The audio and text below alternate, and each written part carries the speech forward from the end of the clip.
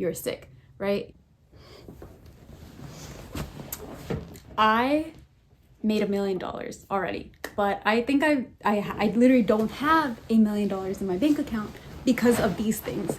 So number one is I kept outsourcing my thinking to different coaches, different thought leaders, instead of understanding what was going on in my business and my life.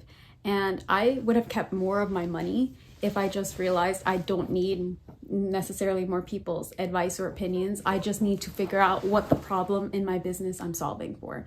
So now in the next 5 years, what I'm planning to do to keep more of my next $1 million is stop paying for advice that I don't need. So I know that sounds so simple, but what I mean is if you know, let's say you're sick, you don't need to necessarily go to a doctor to tell you you're sick, right? You would go to a doctor for a medication or a prescription.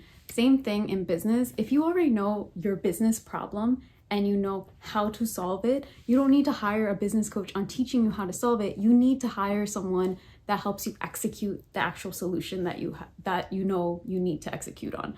So one of the biggest notes I have, because I create like reminders for myself every quarter, my biggest fails of the quarter, and this one is stop putting so much attention on, let's say, the problem and focus more on how to solve the problem, right? So for example, if you had a $0 month, instead of freaking out about not making any money this month, it's like, go make some money, like go get more sales calls, go get more leads, go figure out how to close more clients that month instead of focusing on the $0, because what you focus on, this is so cliche, does expand.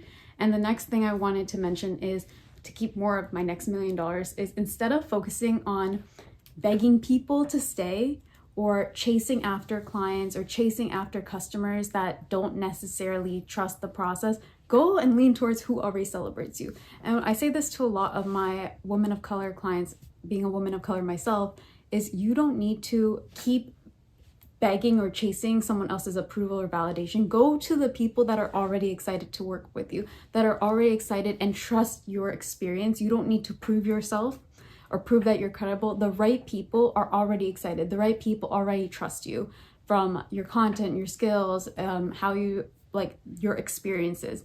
And the ones that are looking at you like you need to prove something to them, let them go, because it's going to be a long journey. You don't need to keep chasing after their validation or their approval. Go after the clients and lean into the ones that already celebrate you.